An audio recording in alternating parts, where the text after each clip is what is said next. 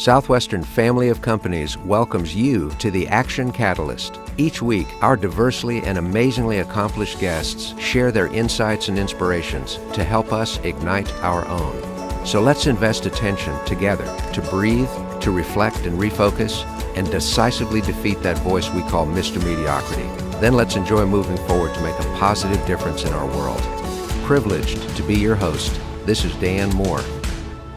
Welcome to the Action Catalyst. This is Dan Moore in Nashville, Tennessee, and we are very grateful today to have as our guest Mr. Jim Fannin. You know, sometimes we talk about people building a resume and say when you really have a lot to do, you can't fit it on a page. Well, I took a look at Jim's bio. It's 21 pages and growing by the minute. And it's not just blowing smoke. This is Jim's contribution to helping people become more successful throughout their lives. He grew up in Ashland, Kentucky, which he'll tell us a little bit about, although currently resides in Chicago. And it is a career of achievement and, most importantly, of transferring his coaching skills to helping other people become incredibly capable of what they do. He's developed the SCORE system that helps people stay in the zone in all aspects of their lives. And we'll ask him to share a little bit about that, as well as the twists and turns, the joys and the triumphs, the frustrations of a wonderful career that is continuing faster than ever. So Jim Fannin, welcome to the Action Catalyst. Oh, it's my pleasure. I'm glad to be here. Well, this is just wonderful. Would you mind kind of going through the high points of your bio? You know, there were influences on you and directions that you took that have led to this. Well, my parents never heard them say a negative word, nor a swear word. How about that? And so that's kind of unusual. And so they were always encouraging me to take it to the next level. Gave me really no parameters of what I could do, unlimited. And then in my early years, of age 11, I met Professor R.W. Ross, African-American, 80-some years old when I met him. He spoke quietly, firmly, and he taught me how to play tennis first time. And he also taught me how to coach, and he taught me about life and how to keep things simple. And then my grandfather, who was the moonshiner and the sheriff of Letcher County in eastern Kentucky, southeastern Kentucky, he taught me how to daydream. And he also taught me a pretty important skill. I still use it today. At the age of 4 and 5, he would blindfold me and literally take me into the woods of Appalachia. And I'd count as high as I could. He said he would be gone back to the house. He'd disappear. Of course, my grandmother would have beat him over the head if he'd have left me out there alone. So he was always nearby. But he taught me, you're never lost. You just haven't found your way. And the first thing he said when I took the blindfold off, to breathe, relax. And he taught me how to adapt to the situation or the condition or the circumstance, but you're never lost. You just haven't found your way. And then he told me, go to higher ground. So what do you mean, Papa? Well, get up on a rock or climb on a hill or get up on a tree.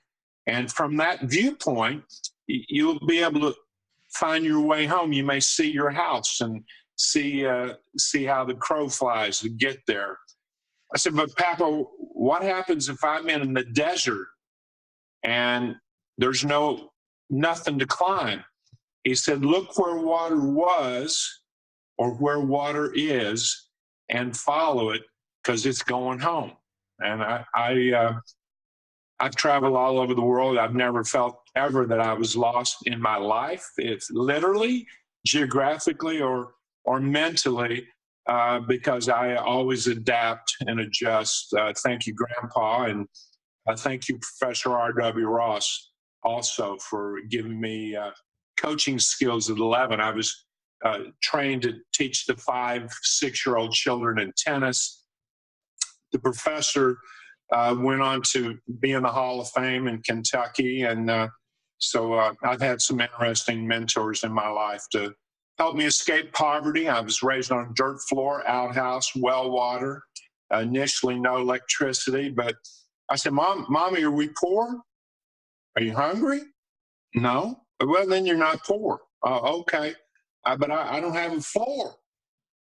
And had a mattress on a dirt floor, but I didn't have a floor. And I said, are we poor? And she said, you know that Etch-a-Sketch game that you always wanted? I said, yes. She said, you got the world's largest Etch-a-Sketch game. And so she took me in my room and we played tic-tac-toe and drew pictures. And yeah, I never knew I was poor. So I was raised for possibility and what's my next move.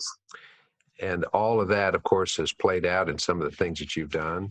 For our listeners that may not know, you started the Tennis Tots program, which helped more than 250,000 students become great at tennis, 350 franchise locations all over the world, from an early experience of your parents saying you can do anything that you want, which is amazing. And the other mindset, you don't know me. I paid several $1,000s to the chair of the Ohio State marketing department when I was trying to franchise my kids program. And I just done a research at Ohio State on how to maximize super learning in children.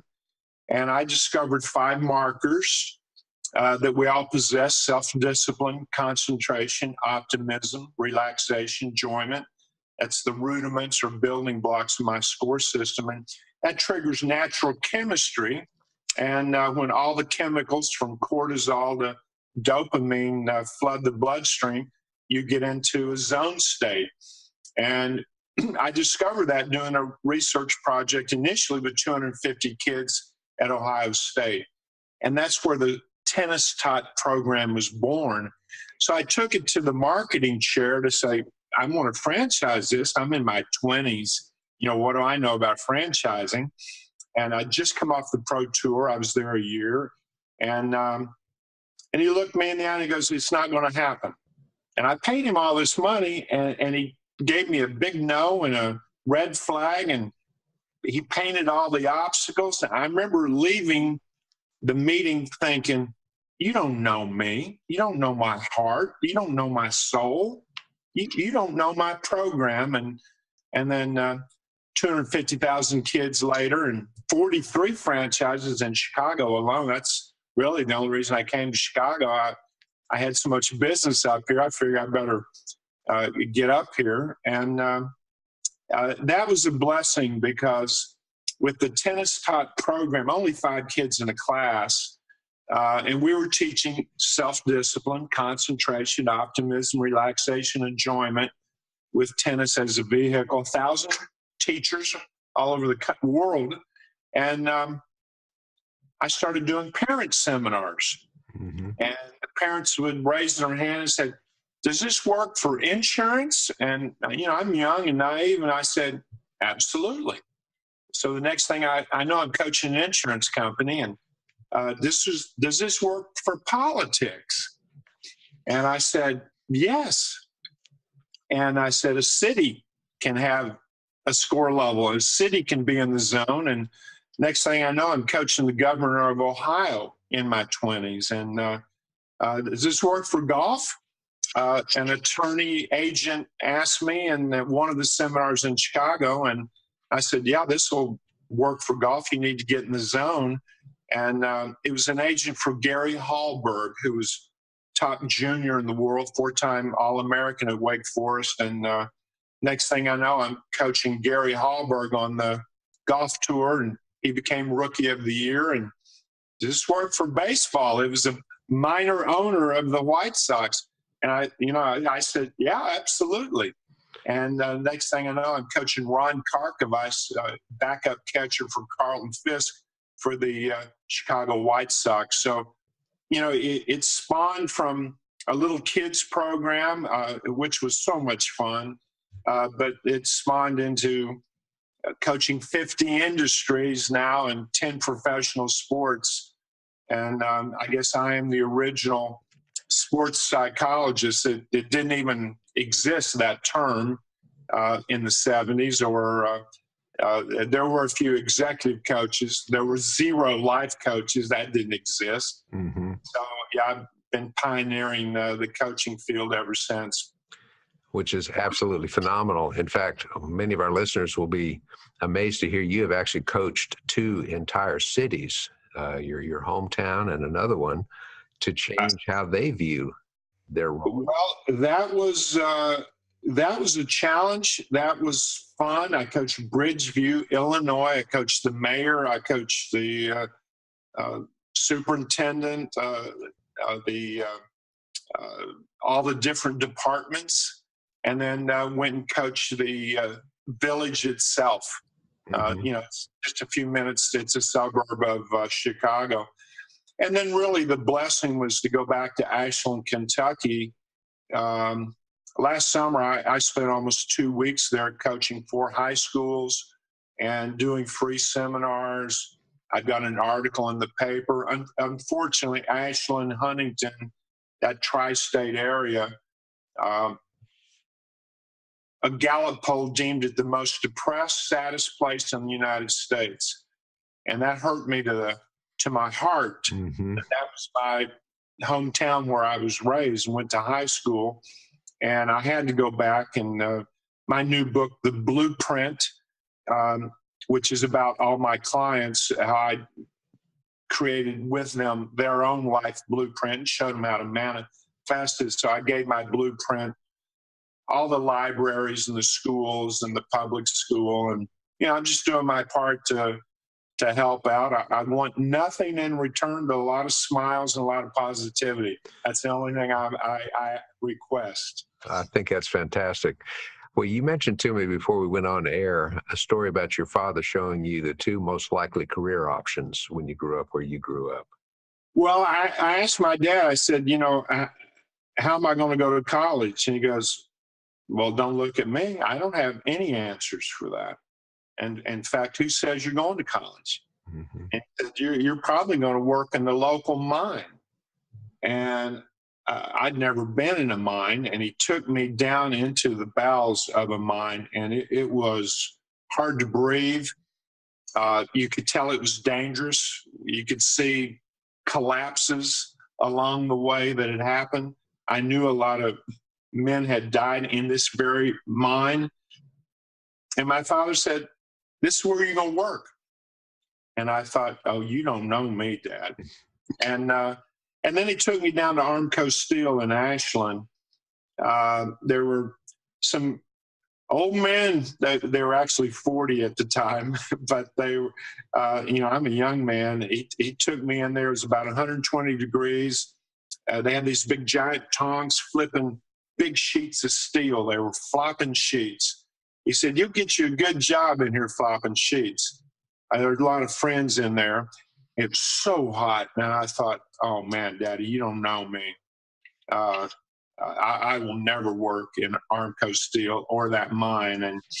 And I said, well, how am I going to go to college? He said, well, you either work or you get a scholarship. And I parlayed my athletic ability into a tennis scholarship. I went to East Tennessee, not a little bit down the road east of Nashville, obviously. And I went there and won the conference there, and conference champion. At the time they were in the OVC, and then went out on the pro tour. So, I've had that "you don't know me." In fact, that was my message when I went to all the high schools in Ashland. I said, "You're the same as I am." I had the same background, but I thought, you don't know who I am. You don't know my heart. You can tell me I'm from Kentucky and I can't make it, or you can tell me you don't have any money, but they don't know you. They don't know your inner you, and that's the real you that counts. To go from that spectrum of looking in the mine, looking in the steel mill, to eventually coaching 3 baseball Hall of Famers who give you tremendous credit for their success, including Jim Thome, Frank Thomas, and the big unit, Randy Johnson. That's special. I grew up watching the Cincinnati Reds. I'm actually now coaching a center fielder for the Reds, Scott Shabler. But I'll tell you a story about Frank Thomas very quickly. Chicago White Sox were in the dugout his rookie year. And I asked him, like I ask all my prospective clients, so what do you want? Why am I here? What's the point? And he looked me cold in the eye. And I've only had two people do this in all my career. Hall of Fame. I'm like, Hall of Fame? I said, man, that's going to cost you. He started laughing. He goes, well, what's your fee? I said, my fee? I said, you'll be paying me out of chump change out of the front pocket. Forget my fee. You make so much money, but you're going to have to sacrifice. There's a price to the Hall of Fame 20 years from now. You're going to miss your wedding anniversary on some days. He goes, well, I don't even have a girlfriend. I said, Frank, you may have 3 wives. I hope you don't by the time you get to the Hall of Fame. You're going to miss your daughter's birthday party. He said, I don't have any kids. I said, you may have 20 kids. Hopefully you don't have that many by the time you get to the Hall. But abnormal dreams require abnormal thinking. You can't think like you've been thinking, and you're going to have to think actually less, not more. But what you do think has to be extreme positivity. I said, when you walk up to the plate, there's going to be somebody in our audience that's never seen a baseball game. There's going to be a little boy with his father that's going to carry that memory for a lifetime, and they're going to see you up to the plate. So you got to be a Hall of Famer now, long before you actually reach the Hall. Have you ever been to Cooperstown? I asked Frank. He said, I have. That's where the induction, that's where the Hall resides, Cooperstown, New York. He said, I played an all-star game there. I said, well, shut your eyes. Right now, we're in the dugout. No one's around. 2 in the afternoon. Game's not till 7. So Frank shuts his eyes and starts visualizing the induction speech. And he started giving the induction speech. He's a rookie. He only been playing a few days in Major League Baseball. While he's mentally doing his dress rehearsal Hall of Fame speech, I shut my eyes and I was in the front row listening to it. And it was pretty surreal 20 years later when he's giving the speech and he shouts out my name, and he looked at me, and we just both started crying. Well, sure you did. I still tear up. Yeah, visualization it's your listeners. It's their number one most important tool. We visualize every day, whether you believe in visualization or not. If you're hungry and you want a cheeseburger, you may see a golden arch, or maybe you see fries. That's visualization. And 65% of everyone's thought is visualization and chaos, where you start thinking all kinds of stuff throughout the day. But most of us, unfortunately, we spend 80% of our thoughts visualizing the future and the past, and we're only in the moment 20% of the time. Now, if I can go back to that research at Ohio State that I did, from birth to 5, you learn more in that 60 months than the rest of your life accumulative. That's because you spend 80% of your time in the moment, and you spend 100% of your time in the moment, year 1, year 2, year 3, and then gradually to age 5, here comes the past. I told you not to do that. Here comes the future. You'll never be like your brother. But for that first 60 months, 80% of your thoughts were in the moment, as opposed to an adult. 80% of our thoughts are in the future and the past. So, if you want to be the genuine, authentic, best self you can be, you need to be a kid again and start thinking more about being in the moment. And that's the whole point of my book last year, The Blueprint. If you have a blueprint of every aspect of your life, it's well fleshed out, and that's what I do for my clients. with visions, goals, tasks, even knowing the key people in every arena of your life. And once you have that blueprint, and now you can be more in the moment to allow it to manifest. And then I learned something early on that, you've been taught, and everybody listening's been taught, here's A, here's B, go to A to B. The best in the world do not go A to B. They go directly to B. They see it as if it's so. They see it as it will be. And then they do something very unusual. They reverse engineer from B chronologically. So you want to lose 20 pounds in 90 days? What are you doing day 89? What are you eating? What are you exercising? Day 88, 87, 86. Get the calendar out. Reverse engineer it. And now it brings you back to day number 1. Here I am. And what that does, it illuminates a pathway like a runway at Chicago O'Hare at night. When you reverse engineer it, it takes you all the way to the vision. And then that illuminated pathway, if I get off track, well, I can easily get back on because I've seen the light, literally. And I do that for every client, every arena of their life. We use the B to A principle. Mm-hmm. It's really claiming the future, walking it back, and then say, I'm at the beginning of that path now. Let me do what I need to do at the beginning.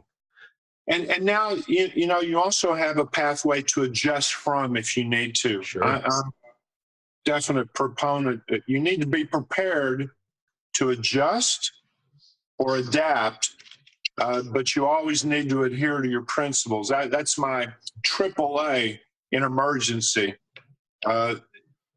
You better adjust real quick or adapt real quick, but always adhere to your principles. AAA, you got to have AAA. So we use AAA to keep on our pathway, our blueprint. It's phenomenal. Jim, you think so big and you think very long-term. You help people think long-term. And yet a core of what you teach people is to realize the power of 90 seconds. 90 seconds. Can you share some examples of people getting back together after traveling, or the breathe like a baby? These are just amazing concepts. Well, I have a little book on 90 seconds to maximize to a great relationship. And I'll give you one tip out of that book. If you've been away from somebody you love or care about at least 2 hours, the first 90 seconds you see them has more impact on the relationship, even if you spend hours and hours with them later.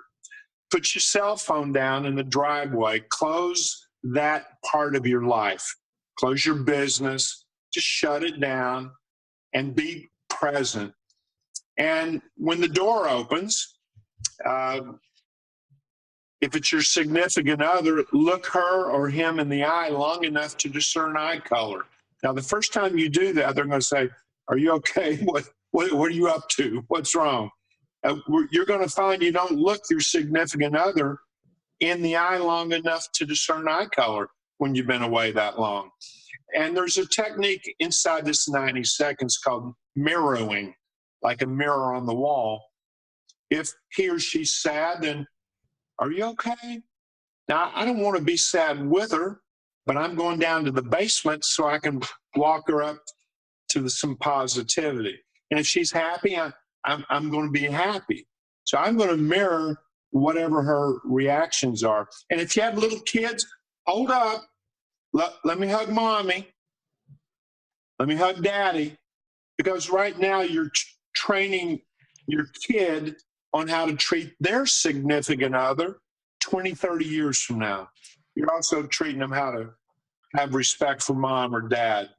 So don't violate that 90-second rule. And that's the same as when you go into work in the morning. Walk the garden if you're a leader. If you run a division or a department, walk around.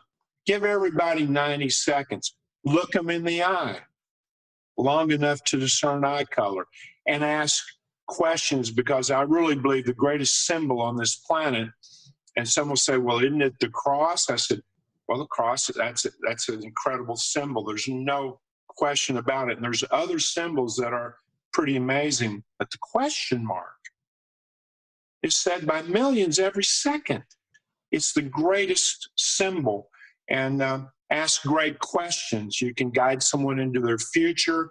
Ask great questions. You can guide somebody into learning or analyzing or evaluating what just transpired in the past. So questions are great. So in that 90 seconds, ask some great questions about them, their family, what they did on the weekend. So that 90 seconds, walk the garden of your company. You can get your coffee and check your mail and social media. You can do that long after you make those human connections. I think that's phenomenal. Jim, along the way, you undoubtedly were rolling right along, and then all of a sudden a roadblock that you had not anticipated, something that was a brick wall, in fact, just you didn't know how to get around it or under it. What have you dealt with that really just tested you, and what lessons did you come out from that we can share? You know, my research at Ohio State in 1974, I know the chair of the Department of Marketing, that was a roadblock. And I thought, you don't know me. And then I had another one. I wanted to write a book about what I had learned from the research. And I got so many naysayers. You can't write a book. And I said, well, why? Because I'm from Kentucky? I said, you know, we know how to read and write down there. And people laughed, said, no, you just don't have an agent. No, I don't. Well, you don't know any publishers. And you've never written a book. And I thought, you don't know me. And I had a vision. I wrote an outline by coincidence, which I don't believe in. I started visualizing not a book. I visualized not even people reading the book. I visualized people taking the contents of the book and using it to be better parents and making a family connection. And that was the name of my first book, Tennis and Kids, The Family Connection. But I went straight to B, and that I reverse engineered it to the point where I had not even written an outline. And then when I wrote the outline, I had $100 that I borrowed from a neighbor. And I got on a plane and went to meet an agent who's going to drive me around in a limo to see some big time publishers. And so I'd never been to New York City. And so I was pretty fired up about it. It was so cold. I didn't have enough money at the time. I didn't even have a coat. I went to Bergdorf Goodman and I bought the most expensive long ultra suede coat. My mother would have, oh my goodness, if she knew I'd have bought that on a credit card. And I stayed at the Plaza, which I couldn't afford. I didn't know how I would pay for this trip on the way back when the bill came. But I was so confident in the content with this little feeble outline. And I finally got back. I'd met everybody. I knew the American Express card bill was going to come in. I had to pay my neighbor the $100 back. And sure enough, when I went down to the mailbox about 20 some days later, there was a check for $10,000 from Doubleday. And I was like, oh, Lord, see it as if it's so. See it as it will be. And that's how I really overcame that. I had another situation. I bought an indoor tennis club, and I didn't have enough money to buy the building and the land here in Chicago. It was one of my Tennis Tot franchises. And I paid for the furniture and the fixtures and the name, $300,000. And I paid that off in 3 years. At the end of 3 years, I had a fixed deferred closing on the real estate. And if the property went too high, of course, the guy didn't want to sell it to me. It did go that high in 3 years. So he hoped I didn't come up with $750,000. And I didn't want 750. I needed it because it was tied to everything. And if you don't have an indoor facility, you're not going to have an indoor tennis club in Chicago in the dead of winter. And I went in to see the banker who had given me a handshake that he could do it. And the banker said, the bank's been sold. I can't do it. It's a no. And I saw 4 banks the next day. No, no, no. 4 no's. I got 5 no's, and I got 29 days to come up with 750 or I'm going to lose everything. And I started giving myself a speech at night as I walked around the block, telling the universe that I'm awesome and how important my tennis club was. And the next day, 4 more no's. And 10 days ago, I had 35 no's. And one day, I'd had so many no's, I didn't even know if a yes was possible.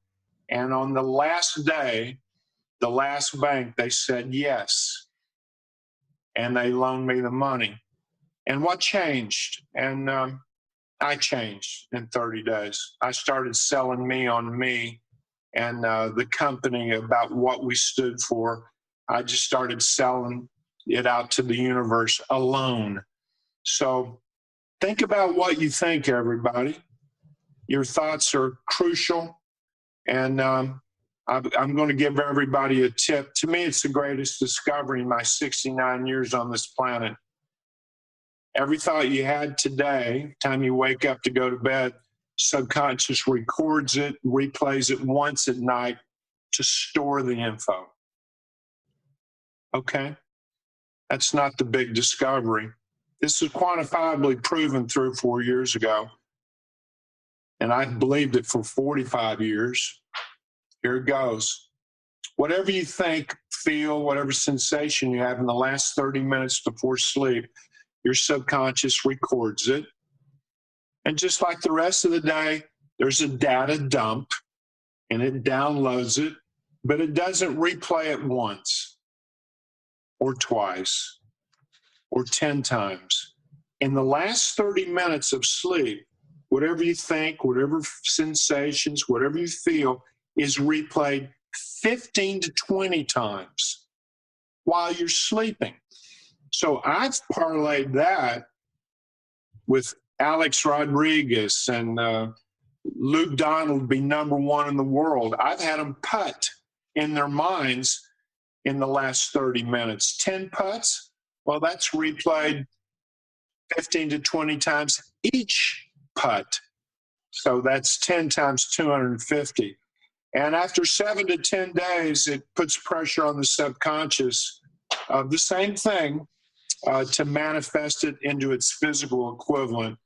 Unfortunately, that's the bad news, because it'll replay the bad with the good because your subconscious don't care.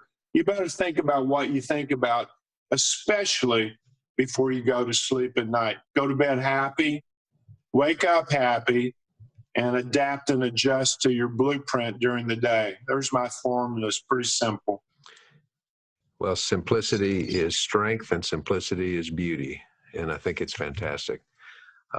Jim, there's so much that you have to offer and that you continue to offer. But along the way, you had the opportunity to just kind of sit back and rest on those laurels and let the glory and the income flow in. What have you done to avoid that natural tendency toward mediocrity and slacking off and just not giving your best? How do you keep your edge? The last bad day was November the 8th, 1965. That's my last bad day.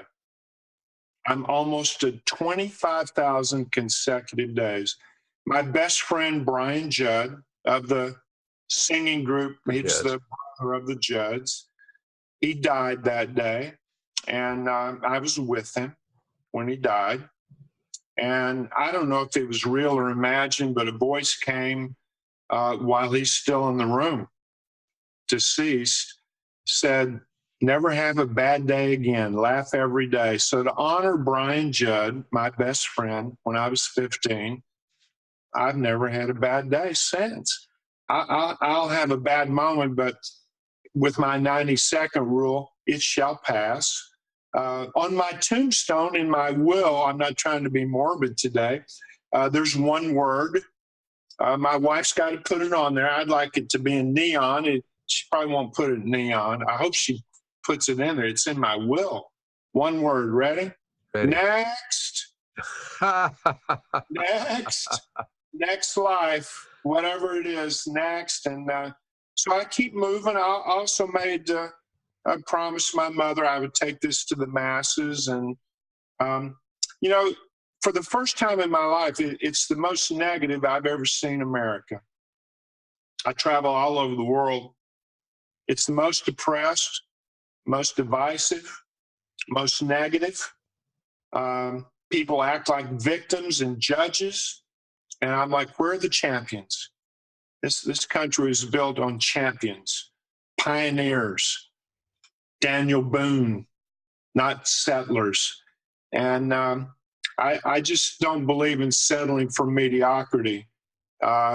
Being your genuine, authentic best self, that's what it's about. And success is whatever you say it is. So it's not about money, and it's not about gathering all kinds of material stuff or even having all the market share. I tell every athlete, you're more than a baseball player. You're a son, you're a daughter. I say that to the softball players, the women that play. And, you're so much more than the CEO of a big company. And you're a friend, and you've got your own self, your own spirituality. So you're much more than that. And so I'm just driven to help people be the best they can be. Even in death, I'm going to keep going somehow. We'll figure it out. We'll leave it in perpetuity. I like the sounds of that, Jim. Well, Jim, the time with you goes so fast, I can't even believe it. Thank you from all of our listeners and personally from me for what you have to share and the way you live and the impact that you continue to have. We are so grateful for you. Well, be in the zone. It's the only place to be. It's a real purposeful, calm, mental, physical phenomenon, and it's open to everybody. This isn't about superstar athletes or big CEOs. So be in the zone, everybody. It's the only place to be. Thank you so much. I'm humbled even to be on your show. I am. Thank you. Grateful for you, Jim Fannin. A great day to you, and thank you again. All right. Bye-bye. If you enjoyed this podcast, please make sure to subscribe. To stay updated on everything that the Action Catalyst is up to, make sure to follow us on Facebook and Instagram at Action Catalyst and Twitter at Catalyst_Action. Thanks for listening.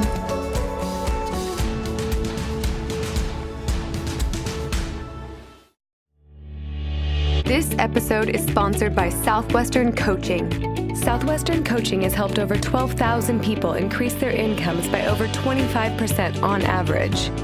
As a successful salesperson, you know the importance of increasing your sales, but sometimes you might just need a little extra push and accountability to meet your goals and grow your business. Southwestern Coaching will help you increase your income through one-on-one sales and leadership coaching tailored specifically to your needs. Together, we will elevate sales. To schedule your free one-on-one business action planning session with a Southwestern coach, go to www.southwesternconsulting.com/action catalyst.